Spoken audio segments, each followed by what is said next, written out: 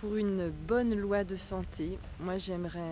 citer Jaurès. Le courage, c'est d'aller à l'idéal et de comprendre le réel.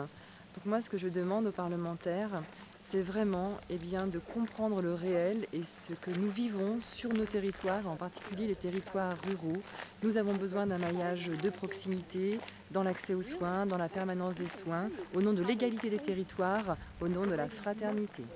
Je souhaite qu'une chose, c'est que pendant le temps parlementaire, le législateur essaye de mettre de côté des postures et des positions dogmatiques pour essayer de proposer aux acteurs de terrain des solutions au contraire pragmatiques et réalistes. Il me semble fondamental qu'on intègre la possibilité de contractualisation entre les professionnels de santé libéraux regroupés dans des structures juridiques à définir, avec l'ARS sur des champs de mission et des financements indépendamment de toute autre structure habituelle avec laquelle l'ARS contracte, établissement de soins ou autre. Et c'est comme ça, en partant des territoires et de cette réalité, qu'on arrivera à construire un système de santé performant demain. Faire voir que les patients sont non pas des représentants d'usagers ou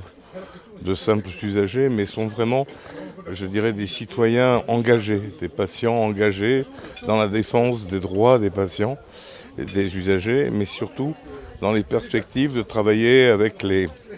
toutes les instances et la discussion pour pouvoir arriver à ce que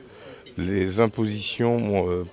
et les décrets ou les directives qui arrivent de l'Europe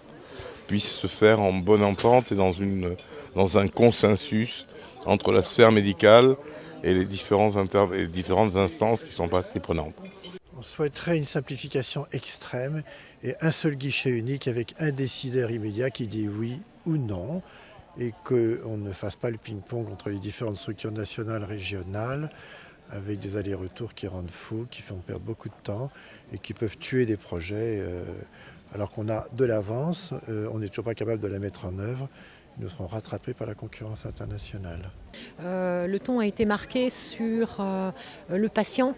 que le patient devait être au cœur du débat et je pense qu'effectivement c'est une chose qu'on a oubliée dans cette loi de santé, dans cette future loi de santé. Pareil que ma collègue, c'est le même sentiment que nous avons toutes les deux on oublie un peu le malade au milieu.